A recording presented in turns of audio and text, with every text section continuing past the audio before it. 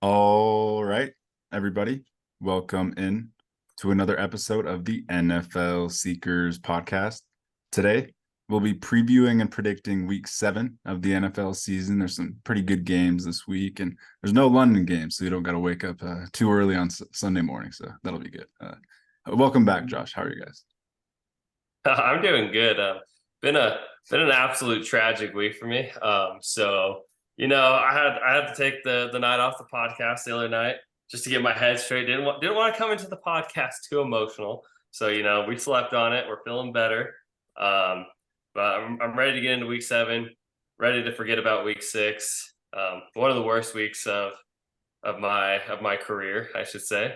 And yeah, I'm happy to move past it, and let's not talk about week 6 anymore. It's over. Week 7, here we come. Yeah, I'm excited for week 7. Kind of sucks. I think there's 6 teams on bye, I believe. I think it's 6. That's a lot of teams on bye. But I'm excited. We have a new fun little new segment we're starting today that we're going to do every week with our underdog picks. So I think that's gonna be a lot of fun. Yeah, 6 teams on bye is crazy for fantasy. It's always the worst looking and seeing your star players on bye week, and you gotta do a little spot start in place of them. But yeah, like Shane said, we got our new segment where we're all gonna do a 3-leg underdog slip for the kind of the legs and the lines that we're liking this week. So I guess we'll just get right into that. We'll start with Shane's line on the very left. You can just go over yours, Shane. So I've got Lamar Jackson over on passing yards. I got Stephon over on receiving yards. I got Bijan under on his rushing yards.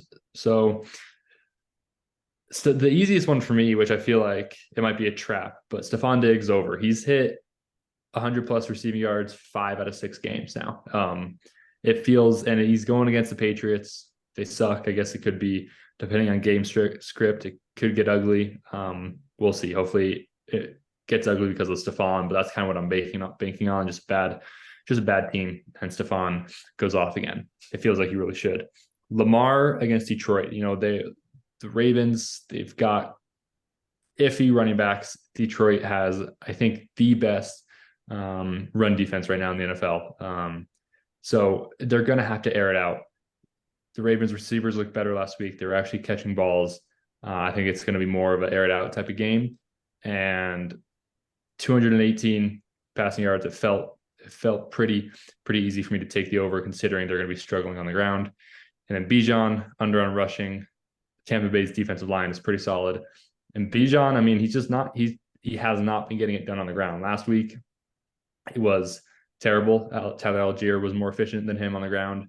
Both of them splitting carries, and Algier didn't even get to 60 rushing yards last week. So yeah, that's what I'm rolling with this week. If you want free money, ride with me. um, oh man, Shane, we have two different guys, or it's the same guy with two different outcomes. And you know what? I'll start off first. I'll kick it off. Bijan is too good of a player to not rush for 62 yards. He has been in a 2-game slump, and it has absolutely looked horrendous. But week 7 is the week of change, and Bijan in his first game he only had 10 for 56, so technically under. Then he goes for 19 for 124, and that was one of the Falcons' best games. And then they go back to another 10 rushes for 33 yards, which is under. And then the next game after that, he goes 14 for 105. And so his yards per carry are actually really good in a couple of these games.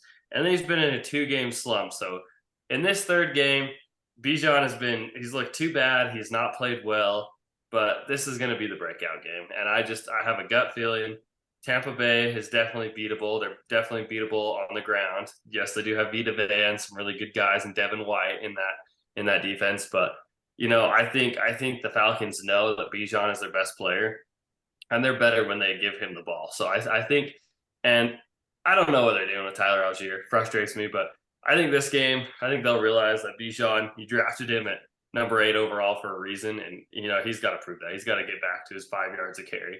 And then another easy one for me on this was Alvin Kamara with higher than 29.5 receiving yards.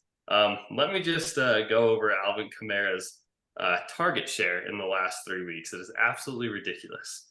So first week back, week 4 against the Bucs, 11 receptions on 14 targets for 51 yards. Oh, sorry. 13 receptions. Sorry, 13 receptions on 14 targets for 33 yards, which is absolutely horrible. Which is horrible.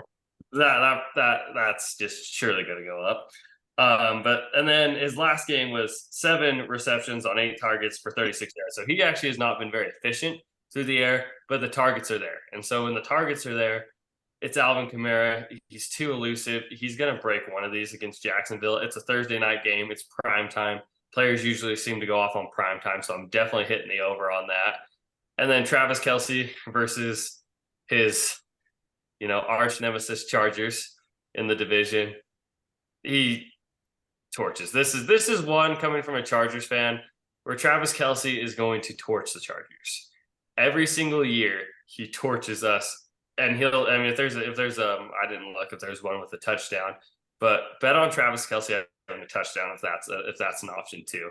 He will definitely go over 81.5 receiving yards coming from a Chargers fan, and he'll definitely have a touchdown. It's every year he does this. This is the easiest one, I think, in the whole thing. So give me that Travis Kelce 81.5 over all day long.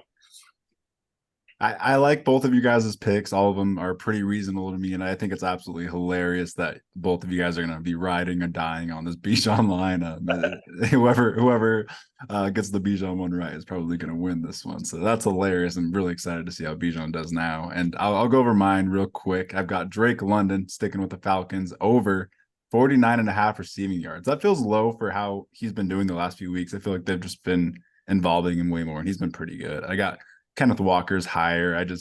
It's the Cardinals, so I feel like that's kind of a lock. It's 70 yards. That's a lot, but Kenneth Walker's been fed a lot in balling, and kind of similar thinking to Shane with Stephon Diggs. I took the Josh Allen over. He's going to go off against the Patriots, and me and Josh kind of have a theory that Josh Allen bounces back from every bad game with a huge game. So I'm going to put that theory to the test here and take that Josh Allen over. Hopefully, it's all to Stephon Diggs. I'm sure it probably will be. Yeah, I mean, who else is it? it's at least 85%. I'll go with a strong 85% of his targets will go to Diggs. Yeah, I'm sure like 90% of these will hit. So it'll be interesting to see what doesn't hit, and it'll be interesting to see how Bijan does. That'll be hilarious to monitor. That's gonna be fun to watch. I'm riding or dying with Bijan. I got him on almost every single fantasy league I'm on. So there's still a glimmering light that I can somewhat, faintly see in the distance, and I'm hoping he pulls through and shows us the talent he is. Yeah. Stores is a big Bijan investor, so it's going to be fun. We'll get on to the game previews. We'll start with the London Jaguars, who are going to go into New Orleans and play the Saints on Thursday Night Football. The Saints are 3-point home favorites, and I don't know. This one's a little bit up in the air as to if Trevor Lawrence is going to be playing. Obviously, as that 3-point line for the Saints kind of tells you, it's up in the air. But Trevor says he's going to play, so I'm going to take his word for it, and I'll kind of give an analysis as if Trevor's playing. And the Saints are playing better, but the Jaguars are playing really good. They just beat the Bills. They just pummeled the Colts, who've been a pretty good team this year. So I think the Jaguars are just rolling. And if Trevor plays, I am going to pick the Jaguars. I'm going to say if Trevor plays, though. If Trevor somehow doesn't play and it's CJ Beathard, I will take the Saints. But I think Trevor will play, and I think that they'll keep rolling with this guy on the left here, Travis Etienne, who's just been a star in the NFL. Travis Etienne he's looked so awesome. I'm excited to see what he does against this stout Saints run D. But I'm going with the Jags in this because they've been hot, and two, the Saints have been kind of on a little cold streak here. I think they just lost to the Texans. Derek Carr is meh, but I think Alvin Kamara, that dude, ever since coming back from suspension, he's looked awesome. Obviously you're starting Kamara, you're starting Olave, Jamal Williams. I think he came back to practice, I know he's designated to come back to practice. I doubt we see him in this game on the short week. But other than Olave and Kamara, depending on, you can start Rashid Shaheed, but it's really just those two guys. I don't think I'm missing anyone. Michael Thomas could be a flex. He gets a lot of targets. I feel like Michael Thomas gets too many. If you want a guaranteed 8 points, start Michael Thomas. Just off of receptions, you're not going to get many yards out of that from Slant Boy. I'm also taking the Jaguars in this one. I'm rolling with the hot hand. They've looked awesome. Big time players playing big time games even when they're hurt. So Trevor will play in this game. I have no doubt about it. And this man, Travis Etienne, who I talked a lot of heat on this offseason, who I've been very disappointed with in his career, has proved me wrong. He has looked like an absolute star. His yards per carry and his big time runs are off the charts right now. I mean, this dude, he's looking like one of the better running backs in the NFL. And boy, I'll admit it first right now, I was wrong about Travis Etienne. I don't know I guess I haven't paid too much attention on his receptions and what he's done through the air. I don't think that's been great, but what he's done on the ground, it kind of reminds me of like a Kenneth Walker type running back. He's just getting it done on the ground. You don't really need to worry about his production through the air. And he's getting in the end zone, and he's leading this Jaguars team firsthand. He's the reason they're winning these games. And I was wrong about him, but what an absolute star! And if you drafted Travis Etienne, lucky you, because I think he's like 4 or something right now. Etienne's targets. Starting week 1, 5 targets, 3 targets, 5 targets, 3 targets, 5 targets, 3 targets. That's how it's been through 6 weeks. So clearly they got a system. So he's got 5 targets coming his way this week. That's not bad. That's pretty funny. Yeah, Etienne's been absolutely insane. Yeah, not bad for a dude who we were talking a lot of heat on this offseason. But yeah, the Jaguars just too hot of a hand to not choose, and the Saints got their butts beat last week. I think they played really poorly against the Texans, and I expect the Jaguars to make easy work of them. It looks like Zay Jones is going to be out again, so Christian Kirk and Calvin Ridley should both be pretty solid plays. Yep, Christian Kirk and Calvin Ridley, you're really excited for. Christian Kirk especially, he's proved that he's their first option. He's awesome. He's probably one of the steals in fantasy right now. But we have to mention Evan Ingram. I feel like he has just slipped through the radar, slipped through the cracks this season. He's the tight end 6 right now, and he's really been like so consistent. He's a 10, 11, 12 point tight end every week, which is rare for tight ends. So Evan Ingram's kind of just been a huge steal pick, and he's been really reliable and consistent. That's all you can ask for a tight end, unless your name's Travis Kelce. That's all you want. It's a dog-eat-dog world out there for tight ends. It's brutal. So 10, 11 points is more than enough. I'm just going to say, in a league, I drafted Evan Ingram, Dalton Kincaid, and Sam Laporta, and Dalton Kincaid ended up being the worst pick. So I felt pretty good about those draft picks. I'm just going to say that. 3 tight ends. That's bold. Yeah, it was bold, but I'm proud of that one. It aged well. We'll get rostering 4 tight ends right now. But it's only 3 allowed, but I have Pat Freiermuth sitting in my IR spot. So that's how I figured out it was allowed. Nice. If you would have started Johnny Smith this week, you would have won. So that's unfortunate. But now that Stores' heart is broken, we'll move on to our next game. The Lions. I didn't even think about that scenario. Just like another dagger to the heart over. Well, speaking of the Ravens, Zay Flowers actually got his first touchdown last week against you, Stores. All right, sorry, moving on. Stores was like, but yeah, we'll move on to probably like the best game of definitely the 1 o'clock games, and that's the Lions are going into Baltimore and playing the Ravens, who are 3-point home favorites. And this is 2 quarterbacks that are playing at the top of the NFL right now. Really, they're playing so awesome. 2 MVP candidates. They're playing like flawless football. And yeah, the Ravens are just getting back from London, so that could be a minus. I'm kind of surprised that they're favored by 3 points here. And yeah, the Lions are just kind of the most complete team in the NFL right now. Them and the Niners. They're awesome on every aspect of the football right now, and I love watching the Lions, and Jared Goff's playing some surgical football. Yeah, I mean, this should be, and I know I'm hoping for this to be a good game. I got Lamar Jackson's over in passing yards. I have Zay Flowers in fantasy. Jahmyr, I'm very, very excited to see what Jahmyr Gibbs does if he is back. I really hope they start ramping him up some more, especially if he's, he could be the dude. But for all we know, it's going to be the Craig Reynolds show. They seem to love that dude. And granted, he is a good running back. So we'll see what they do there. And then I wanted to mention Josh Reynolds for the Lions has been a solid flex start. I think it's tough because they have so many weapons. And Jameson Williams seems like he's starting to burst onto the scene maybe a little bit. He didn't get too many targets last week, but he had that crazy touchdown catch. There's so many weapons on this Lions offense. Jared Goff is a great, if he's on the waiver wire, which he is in ours, and unfortunately I know I can't get him. He's going to go for a lot. If he's on the waiver wire, he's a quarterback 4 right now in 6-point passing touchdown format. This dude's got to be rostered and started. Jared Goff was so good last year, and I remember me and Danny, like he was on and off the waiver wire. It was so weird. Me and Danny were like taking turns, like rostering him and starting him for games, and he was always so solid. And I don't know how he's not on our roster yet. And when we're 7 weeks into the season, because he's been nothing but solid all year long.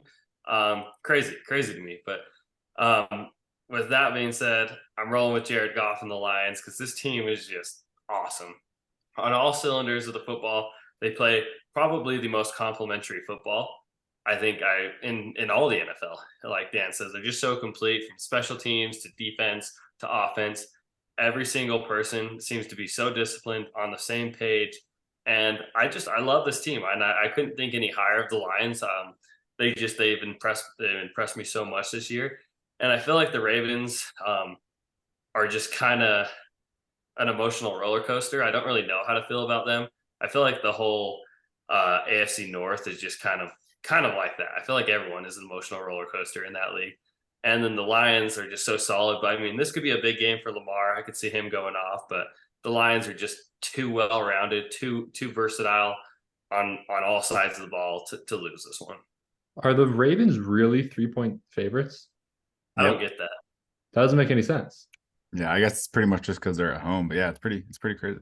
I've got the Lions. Baltimore is a home field advantage for sure, but yeah. I don't know how you could go against the Lions in this one. Yeah, well, I mean, I'm gonna pick the Lions as well. Are we all sweeping with the Lions? Then I mean, it's crazy. It feels crazy because the Ravens are playing good football and Lamar's been insane. But yeah, just too much of a roller coaster for me. The Lions are just steady, and like I said, they're a disciplined football team, and disciplined football teams this year are winning football games, and I can't go against that. Dan Campbell, Ben Johnson, Lions are they're one of my favorite teams right now, and they're killing it. Yeah, the Lions running back situation maybe playing into that 3-point line for the Ravens, but like the Ravens running back situation is pretty terrible. So yeah, I think all 3 of us are going to take the Lions, and we're all 3 going to take the underdogs, which is a pretty interesting dynamic. I don't think that's happened before. Nope. Crazy. Especially with a team as good as the Lions. That's crazy to say. Mm-hmm. Yeah, I guess you don't need to watch this game. Lions are winning as the underdogs. Let's go. Don't watch it, but maybe watch it because this is going to be a really, really good game, one of the better of the week. But we'll get on to the next one. The Browns are going to go into Indy and play the Colts. The Browns are 2-point road favorites, kind of indicating that it's looking like Deshaun Watson will be back. And the Browns have a lot of momentum coming off that win versus the Niners, a very big win, beating the best team in the league. And I expect a tough outing for Gardner Minshew, honestly. He didn't look great last week against his former team, and I think against the Browns defense, it's going to be one of the tougher defenses in the NFL. I see it being a tough outing for the Colts. Yeah, I think it's going to be pretty ugly for the Colts. There was one line that I really wanted to take. I don't know why I got scared. I just like the 3 that I ended up going with, but there's one I really wanted to take, Michael Pittman's under on receiving yards, just because this Browns D is so solid. I didn't end up going with it, but I probably will in another one that I do. On the Colts side of things, it's definitely scary. Obviously, I just mentioned Michael Pittman, Josh Downs. It's probably going to be a down week for all of them in general, which sucks because they've got a good amount of fantasy weapons. And then on the other side, Amari Cooper, he's going to be solid. Elijah Moore, I think he's start worthy, flex worthy for sure. I mean, personally, I hope Deshaun Watson isn't back because that dude sucks. PJ Walker is. He's not better than him, but I don't think the Browns win that game with Deshaun Watson. I think that dude blows. But yeah, I think the Browns will come out ahead in this one. Yeah, I'm gonna go with the Browns too. Sadly, I think the Minshew magic is over for this year. It lasts for a little bit, and I think they overused it. And so, you only get a couple games of Minshew magic, and it's sadly over. And now I think the Colts are going to definitely regress. And the Browns going in there, beating the best team in the NFL. Their defense playing some phenomenal football. Amari Cooper looks sharp. I think this is just going to be a cakewalk, to be honest with you. I think the Browns are going to come in here. I think their defense is absolutely going to dominate the Colts. I would feel pretty, not confident in any of my Colts players, even though I feel like you got to start a lot of them.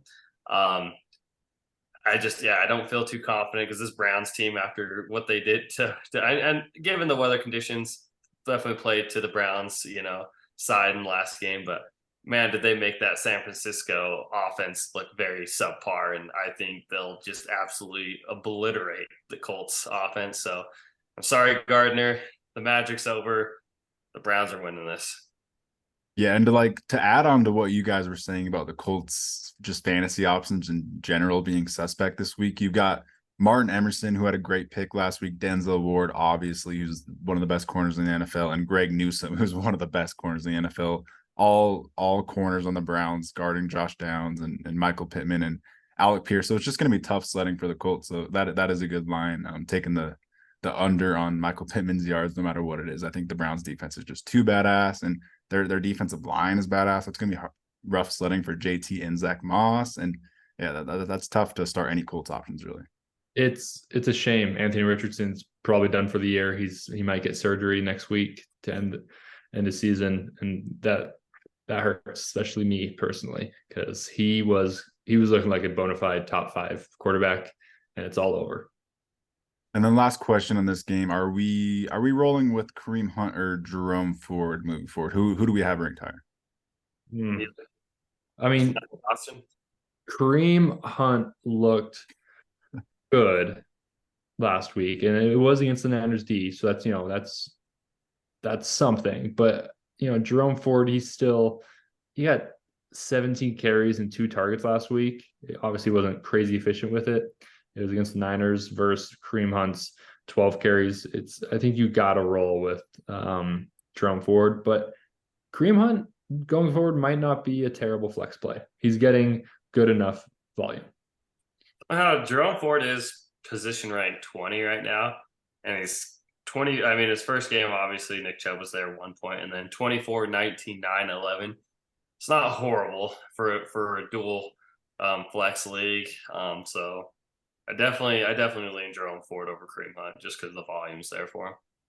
Yeah, I just asked because watching the game, it kind of felt like Kareem Hunt was kind of the guy, and it kind of felt like he was playing better. But then looking back at the box score and everything, Jerome Ford was just he outsnapped him and outcarried him, and he was better. So yeah, I guess just moving forward, both could be flex worthy, but Jerome Ford is probably ranked a little bit higher. We'll get on to the next game. The Atlanta Falcons are going to go into Tampa and play the Buccaneers. The Buccaneers are 2.5-point home favorites, and the Falcons have a Ritter problem.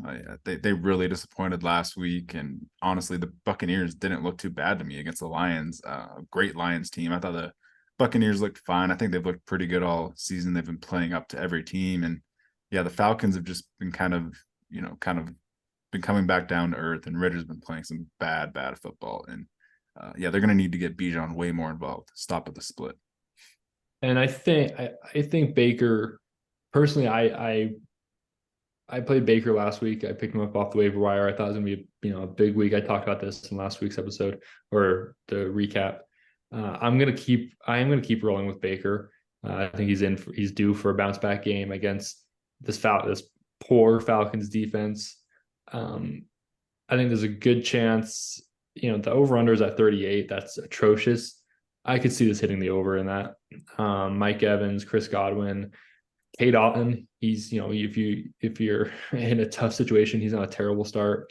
I think there could be a lot of fantasy points coming out of this game from these two teams. I personally, I'm rolling with the Bucs. I think they are going to bounce back in a big way.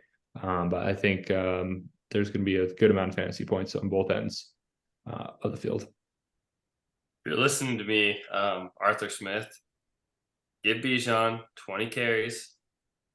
Maybe for like 58 yards, 5 to 10, receptions, and you'll win this game. So if the Falcons feed Bijan, he will do something special. You just got to put the ball in his hands. He's a big guy. He can take the hits. He did look a little off last week. He looked very off. He was really weird last week. But it's a beautiful week 7 for a bounce back for Bijan. And with that being said, I'm going to roll with the Falcons. I think they're in for a bounce back. I think their offense is going to get rolling. Desmond Ridder played awful football last week. I think he's going to bounce back this week. And I think, with the Minshew magic is running out, I think the Baker magic is running out. Baker was pretty terrible in my opinion until really like towards the end of the game where they were kind of, playing catch up, just kind of garbage time. But, I think the magic is over for the Bucs, and I think they're going to go on a losing streak, to be honest with you guys. And I think their luck is coming to an end, and they're going to start getting exposed. I think it's that time of the season, where the dogs start to come out, and the puppies, they stay on the porch, as Jamal Williams would say.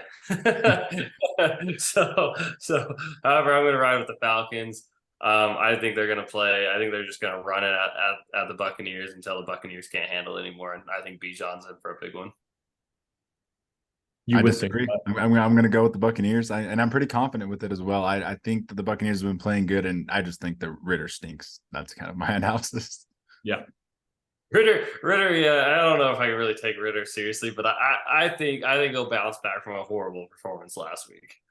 Yeah, definitely possible. He was pretty terrible. He had a good week the week before, so we'll see. It'll be interesting. Drake London and Kyle Pitts had a good week. It'll be interesting to see if they can keep that up. Are you starting Kyle Pitts? I think you can. You're starting him and you're looking away. You're not watching. You're coming back and checking the score maybe Monday morning. It's going to be gross, but he's proved that he can be started. Kyle Pitts or Jonnu Smith? I would rather start Jonnu Smith. Yeah. See, that's my thing. I'm not starting a tight end in a committee on the Falcons. You guys are bolder than me. I can do it. Jonnu Smith though, and me for being really stupid and not starting him. I mean, after Logan Thomas had a 20-point game, I was like, surely he scores 10 points. Now he scores 1 point. And, that was just the story of my week. I got to stop talking about it. But Jonnu Smith, since week 2, 8.7 points, 8.7 points, 15.5, 10.7, 13.6. And he's been getting targeted, in every single one of these, 6 targets, 8 targets, 6 targets, 7 targets, 5 targets. I like that volume for Jonnu Smith, and he seems to be the bread and butter of that offense in the passing game, in my opinion. He seems to be the most targeted guy.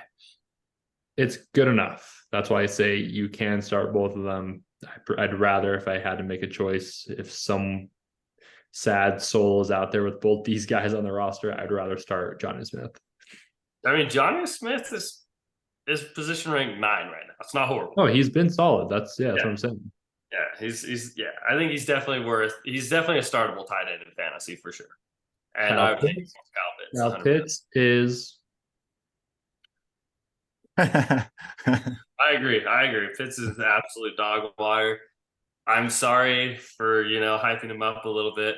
I should have came out on this podcast and like me and Dan were saying, when it came down to time to really get serious about Kyle Pitts, we ran for the bushes. All our talk was all talk. when it came time to draft Kyle Pitts, me and Danny were nowhere to be found, even up until like the 6th, 7th round. It was The idea of the upsides is always good, but then when you think about it, what he's done the last year or so, it's been too rough, too scary. All right, that's enough Kyle Pitts talk. Let's move on. Yeah, it's pretty nasty talk. Hopefully he can keep his trajectory going though. But we'll get on to the next game. The Bills are going to go into New England and play the Patriots. The Bills are 8.5-point favorites, and I feel like that's a pretty generous line. The Patriots are just a complete disaster. Yeah, Bills haven't looked too great either, though, to be fair. That's true. Scoring 14 points against the Giants is unacceptable, really, like we said in our recap podcast. But like I said earlier, I feel like Josh Allen does have a thing where he just bounces back well from his bad performances, and he's going to, against this bad team, you can't even really take the Patriots seriously defensively anymore either. They're just not the same Patriots. So against this team, I just think he's going to take full advantage and just kind of go off. Definitely. I don't think it's worth spending much time on this game. It's probably going to be a blowout. You start the obvious guys. James Cook, I think, needs to prove something a little. He needs to prove something here, whether it's the coaches give him more work or he falls in the end zone, gets more targets, something, because it was pretty strange, the workload he got last week and how much we saw Latavius Murray. On the other end, you're starting Ramondre and you're closing your eyes. That's it. I mean, Kendrick Bourne, maybe, but it's going to be gross. I feel gross talking about it. Yeah, Bills 38-0. Patriots the worst talent in the league. Absolutely awful. Don't want to talk about this game. 38-0 is my score projection. All right. Very, very How fair, many touchdowns? fair analysis. How many touchdowns for Stephon? 4? Let's go 3 for Stephon, and then 1 for Gabe, and then 1 for somebody else. James Cook. All right, moving on. Well, Kincaid scores first touchdown if he's healthy. Nope. No, because he sucked. He's apparently terrible. Fair enough. And if he does something next, I'm definitely not starting him this week. Yeah. Oh, speaking of gross, moving on. Yeah. Well, speaking of gross, we got a little run of gross games here on the 1 o'clock That's games. terrible. But the Raiders, the Raiders who are coming off of 2 straight wins. A lot of your guys' teams can't say the same, including my Broncos. Are going to go into Chicago and play the Bears. The Raiders are 3-point road favorites, and yeah, this one is going to be Brian Hoyer or Aiden O'Connell versus Tyson Bagent. It's looking like, because of no Justin Fields. So if the Raiders and Bears wasn't intriguing enough, hopefully Hoyer versus Bagent is, and it's going to be a fun one. And yeah, I think the Bears are kind of already eyeing that number 1 overall pick, and the Raiders are coming off two straight wins. I can't believe I'm saying that, but yeah, I feel like that's kind of the analysis here. The Raiders are kind of trying more. Yeah, I mean, if you have any Raider weapon, I think you're hoping for Brian Hoyer, just a safer veteran option versus the rookie who is probably going to turn the ball over much more than what Brian Hoyer would do. Yeah, no Justin Fields. This game's gonna be ugly. Personally, I think the Raiders are going to keep it going. I guess they've just they have a crazy easy schedule. Yeah, it's gross. We'll see. I am actually interested to see how the backfield shakes out for the Bears with all the injuries. I think if Roschon Johnson is back, he could be a good start. If not, stay away.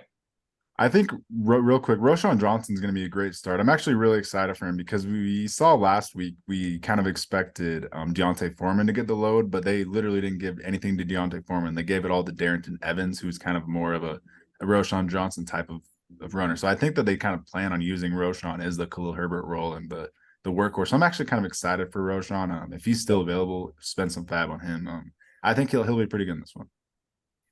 Yeah, this is a disgusting game. However, shout out to the second place Raiders in the AFC West. Clearly the second best team in that division, second best record. But simply I'm taking the Raiders in this one because a guy named Max Crosby is absolutely going to dominate. And that is literally my only reason I'm taking him, is because Max Crosby wants it more, and he's literally going to kill whoever's at quarterback for the Bears, whether Justin Fields is healthy or not. He's going to absolutely murder them, and that's all I want to say. That's my only takeaway from this, is Max Crosby's going to kill somebody. Yeah, I feel the exact same stores, and in my notes I put Max Crosby's just going to cause an absolute ruckus, and the Raiders are going to win this one. Coming off 2 straight wins, it's clear they're trying harder than the Bears at this point, and no matter the quarterback, they have the talent on offense to get this one taken care of. I agree. Max Crosby wants it more than probably anyone else, and that's going to be the difference. Yeah, Max Crosby wants it more than probably anyone else in the entire NFL, so that could be a problem. The Raiders might start winning too many games, but we'll get on to the next one. The Commanders are going to go into New York and play the Giants. The Commanders are 2-point road favorites after beating the Falcons last week, and yeah, this is interesting. I don't know if Tyrod or Daniel Jones is playing. I almost feel like I'd rather Tyrod play for the Giants. I think it would be closer if that was the case. It would make this harder to pick for me. The Commanders have kind of disappointed me too the last few weeks, but last week was better. They did bounce back against a good Falcons team. They kind of proved me wrong. I didn't pick them, so I got to pick the Commanders on this one for proving me wrong. And we'll call them the Commanders this week. They've earned it after getting the win. They're not the Redskins this week. Man, a lot of gross matchups this week. Kind of disappointing. Hopefully they prove us wrong. But man, Giants, they have been so disappointing. I'm going with the Commanders here. I think Brian Robinson, that dude right there on the screen, I think he's in for a big game. Saquon, we'll see if he can do something with his 88 touches a game. Apparently he's going to get like he did last week. And then, their wide receiver, I think Wan'Dale Robinson is a not bad flex start. That dude gets targeted. I don't think he's bad. I don't think he's a bad play. If you drafted Darren Waller, you got to play him. It's ugly, but you got to play him. Sam Howell, Yeah. I think Sam Howell could have a big game as well in this one. Yeah, this is another just gross. These are games you just don't really want to watch because they're just kind of a slugfest.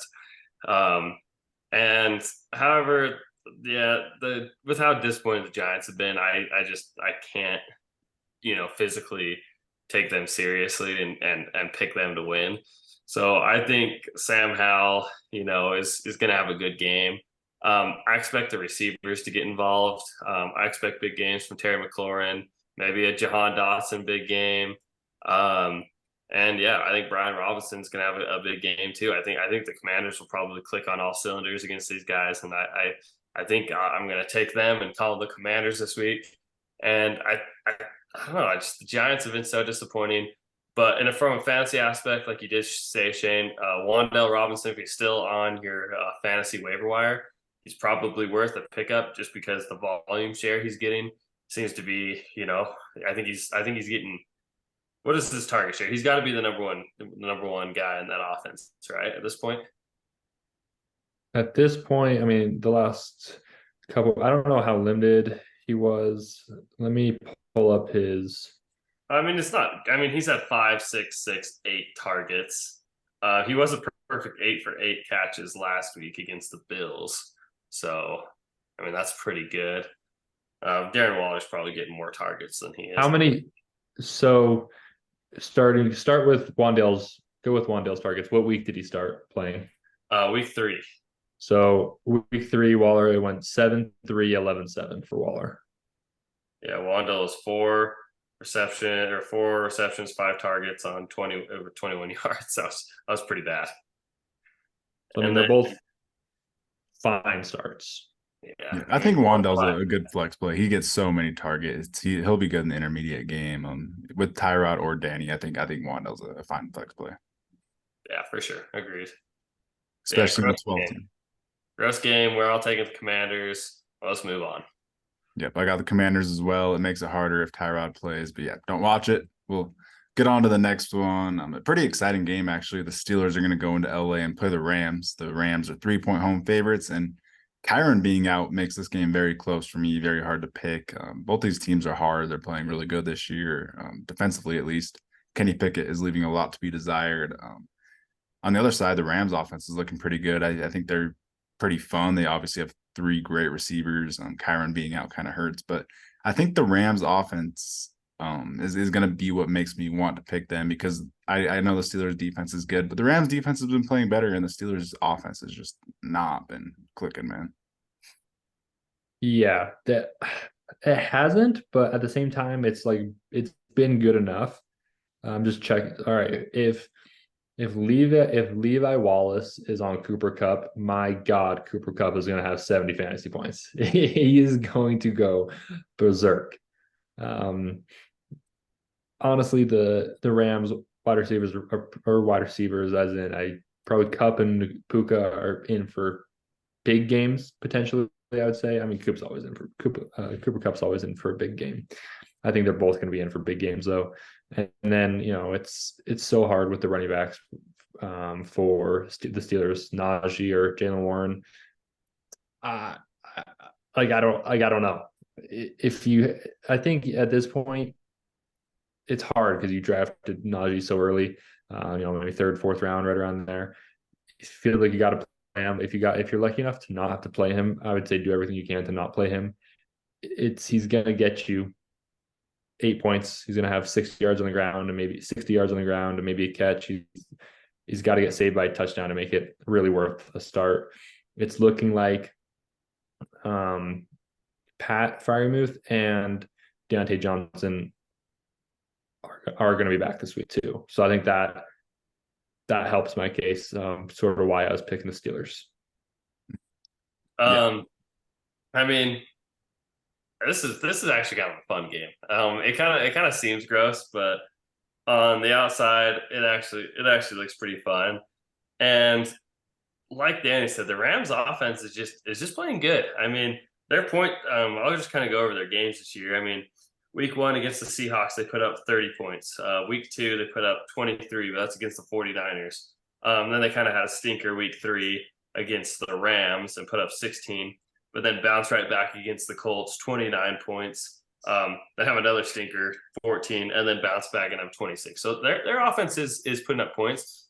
Cooper Kupp is back, and I think they're in. I think it's going to be I think this should be one of the games of the week. I think this is going to be a pretty high scoring, pretty fun, electric game.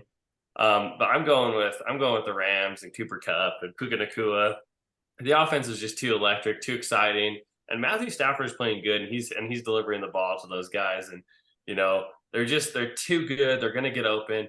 I think it's just going to overwhelm the Steelers a little bit. And I think the Rams will just outscore them. I think both defenses are going to play okay, but at the end of the day, I just think the Rams offense with the receivers they have is just a little better. Yeah, and like the Rams offense is really just a quick game offense. They get the ball out really quick. Stafford's really good at that. So I think they will minimize the Steelers pass rush. So I'm going to take the Rams as well. They're just a little bit more electric. And one matchup to watch out for in this game that could be pretty fun is Joey Porter Jr. versus Puka, a good rookie matchup. Or even if Joey Porter Jr. goes up against Kupp, that'll be a good matchup. 100%. Yeah, this is going to be a fun game this week. Highlight it. Turn on your TVs. It's going to be exciting. And wait, who does Shane pick? Steelers. Okay. So no sweep on this one. All right, yeah, you have to watch it. Wasn't a sweep. You must watch it. It will be a pretty fun game. We'll get on to the Cardinals at Seahawks. The Seahawks are 8-point home favorites, and the Cardinals are coming back down to earth a little bit, but they're still playing really hard for Gannon. And the Seahawks are coming off a loss. They didn't look too good offensively, but I do think this is a get right game for the Seahawks. They'll bounce back.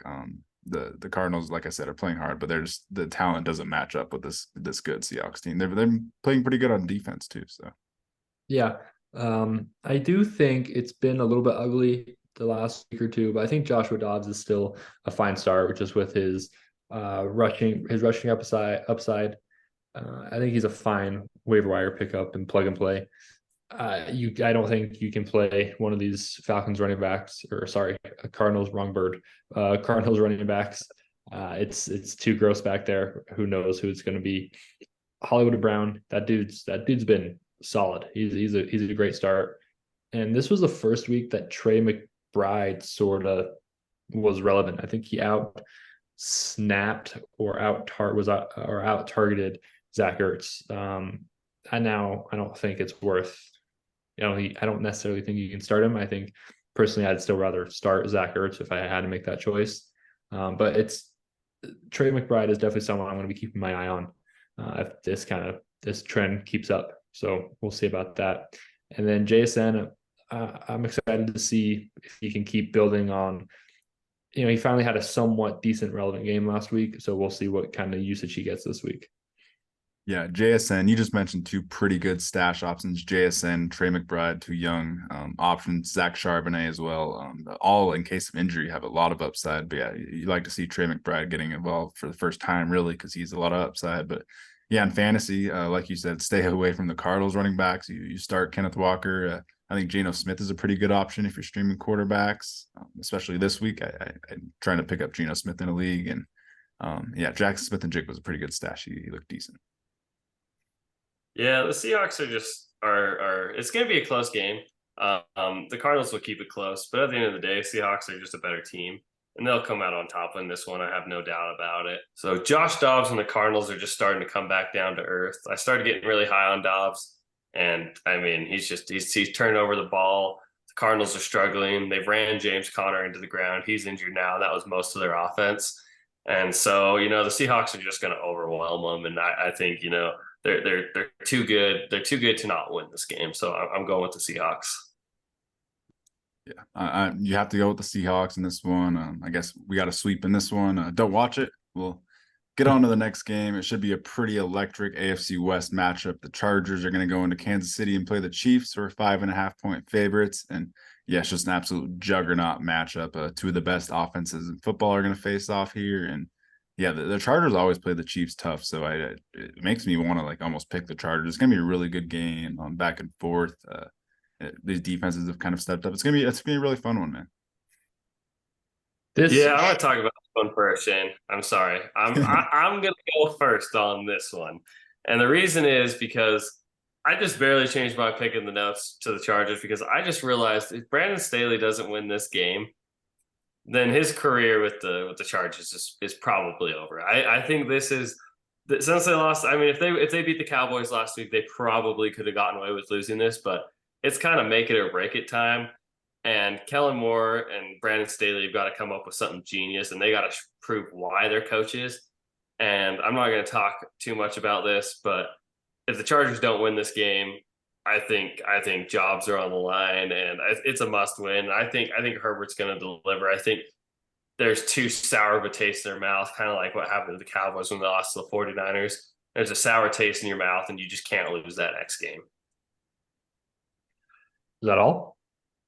That's it. It was pretty short, huh? It was pretty short. I'm happy for you. I'm glad you went first there. This the Chiefs are not going to win this game. Like, I'm sorry, but this is gonna be a Chiefs win. Hopefully Justin Herbert can look a little bit better than he did last week against the Cowboys, because he missed some pretty easy throws. So we'll see what he can do. There's so many potential fantasy options here. Hopefully I just hope for a high scoring game. That's all I want. But the Chiefs are going to come out ahead.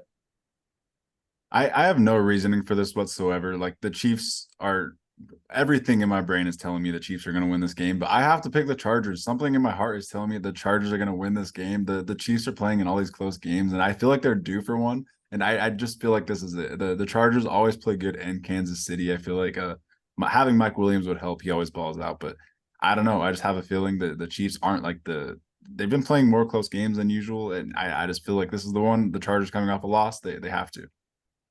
But they have. And I'm going to be honest. Oh, go on, Shane. No, go ahead. I'm just going to say, I'm going to be honest.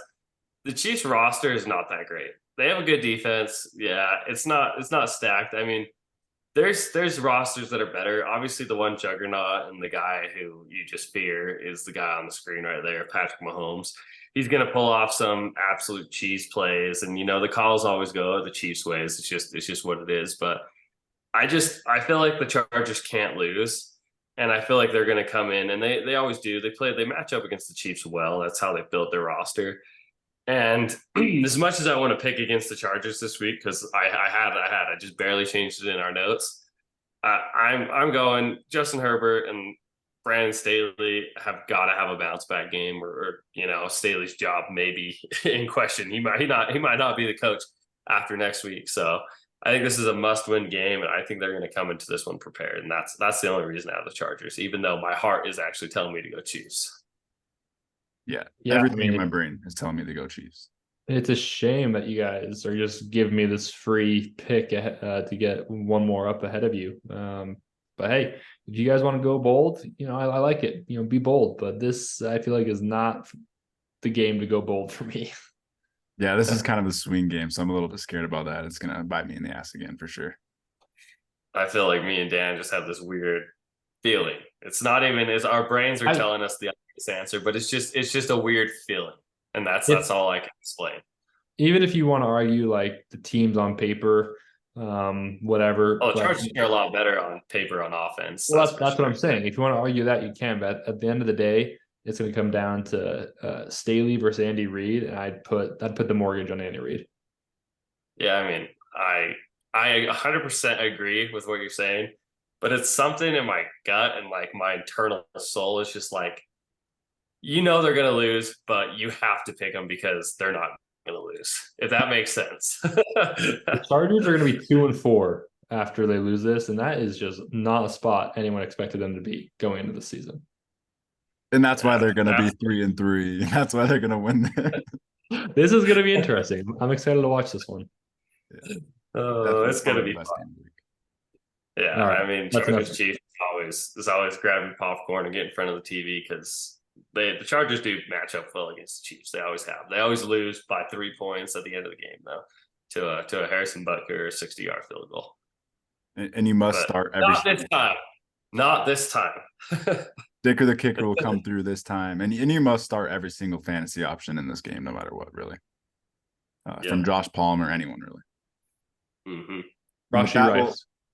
Yeah, Rashee Rice is a really intriguing option. Hopefully, you got him in your waivers because he's looking like he's not even a waiver option anymore. But we'll move on to the next game. The Packers are going to go into Denver and play the Broncos, and the Broncos are 1-point favorites, the Packers are 1-point road favorites. Sorry about that. And gross game. The Packers have more to play for at this point, I guess. But the Packers defense is much better too. So I think I'm just going to go with the Packers because I think the Broncos want Caleb Williams. Yeah, the Packers are going to win this. But the reason I'm so excited about this as an Aaron Jones manager, because he's going to be back healthy this week. He practiced in full Monday, practiced in full Tuesday. He's back. He's healthy. This dude is going to feast against this Broncos defense. I am so excited. I haven't had him since week 1 of this year when he went absolutely berserk, and I haven't had him since then. So I'm so excited for this game. So excited for Aaron Jones. I truly do. Put my bias aside, I truly do believe he's going to have a massive game. Yeah, I hate to say it, but he's going to go absolutely off. Aaron Jones is the type of running back that would just murder the Broncos. So yeah, that is true. I don't know what it is, but Aaron Jones he's definitely like matches his skill level does match up against the Broncos well. So big game for Aaron Jones this week. 100% agree. And like Danny said, the Broncos just want a quarterback this next year. I think Sean Payton wants a quarterback. I think they're in full tank mode now.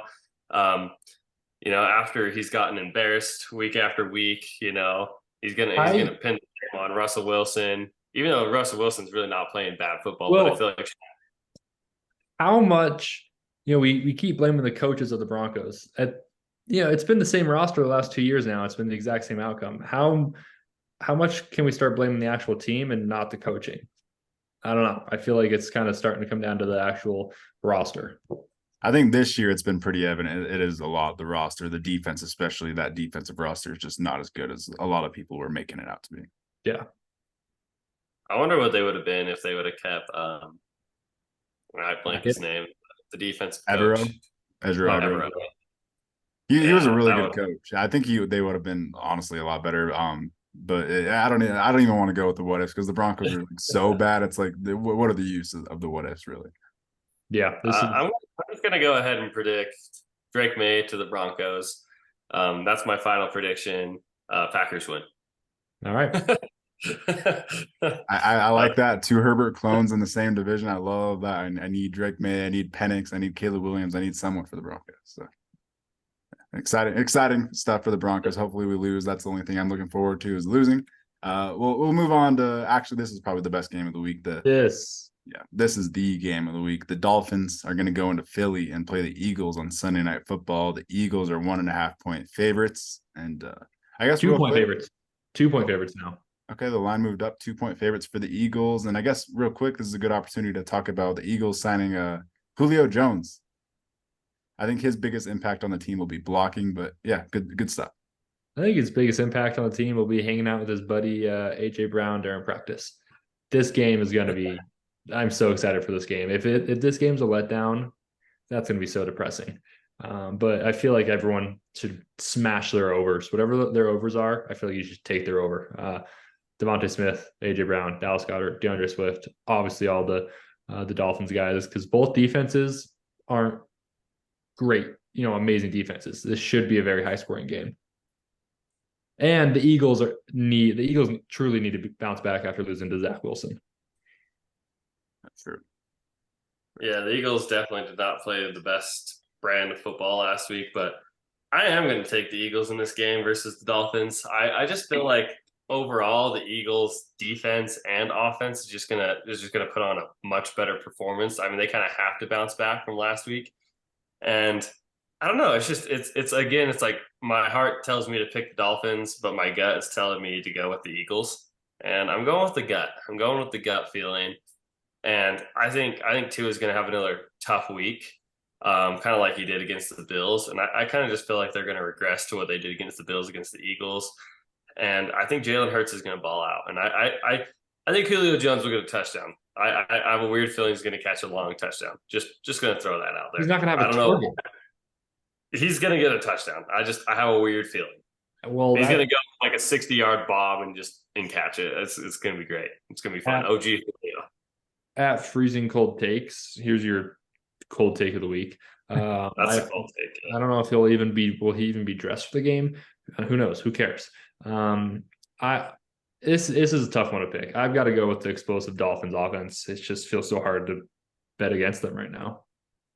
Yeah, the Eagles have had problems this year, and I think they continue. I'm going to go with the Dolphins as well. Mike McDaniel's really good at finding holes. I think he's going to be able to find holes in this Eagles defense, which hasn't been as good. The secondary hasn't been as good. Slay's been a little bit of a liability. I think he's going to get exposed in this matchup, especially. So I'm going to go with the Dolphins away. I think it's going to be a close one, but the Dolphins are electric.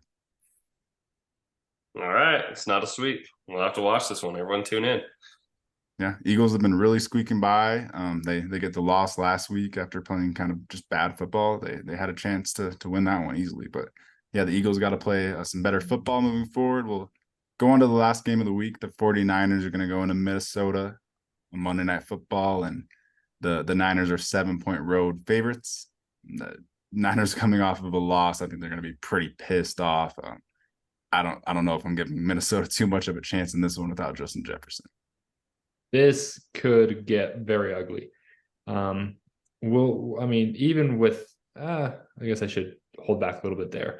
It looks like Christian McCaffrey and Debo are going to play, but we don't know for sure yet. Even with Adam, I'd still pick the Niners, but I don't think it'd be as ugly with them both playing. I think this game, seriously, the Niners, they've got to bounce back after, taking their first loss to PJ Walker. I think they're going to come out hot and firing. On the other side of the ball, the Vikings, if you have any Viking guys, I'm sorry. I have Alexander Madison, and I'm fully expecting a 1.7 point fantasy performance. Like, truly, that's what's going to happen. It's just going to be one of those weeks. Yeah, Osborne is suspect. I think Addison and Hawkinson are only like must starts. Yep. Yeah, I'm going to go, the 49ers, pissed off Brett Warner, pissed off 49ers D is going to be scary. And I feel bad for the Vikings that have to go against them after a brutal loss to the Browns, because they're going to be playing mean and angry, and it can get, like you said, ugly really fast. And Kirk Cousins is actually probably going to get murdered, and it's going to be interesting. I think Christian McCaffrey is going to run for 400 yards, and the rest is history. It's going to be a dominant game, and I don't doubt that for a second the 49ers aren't going to come out here and just kill them. And Shane, did you say that you expect CMC to play? Or? They said it's not out of the question for him to play. It's still early though. It's Tuesday night that we're recording this. It really sucks that that's a Monday night game. Like for waivers, like literally waivers are going through tonight. So like, what are we telling people? If you can get, there's a good chance both Jordan Mason and Elijah Mitchell are on your waivers. There's a higher chance Jordan Mason is on your waivers. If he's there, try to get him. Don't go overboard with spending fab on him, but he's definitely worth holding on to especially if you have McCaffrey, just so you can have that insurance piece going into Monday Night Football. You just don't have to worry. I do think if McCaffrey's out, it's hard because it was Jordan Mason last week, but Elijah Mitchell only practiced one day last week, and then he's kind of had to play a little bit because of CMC's injury. I think now with a week of practice for Elijah Mitchell, I think we'll see a lot more of him if CMC is out. It's tough. Honestly, hopefully it's just CMC just plays just to make everything simple.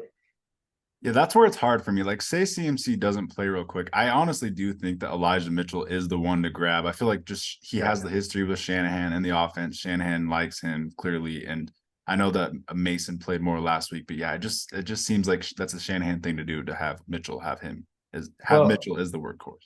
Yeah, and if you can't get one of the running backs, if you're able to put two other running backs in your running back slot, and McCaffrey's out, and you need someone for flex, Juwan Jennings, assuming Debo is out, it's not.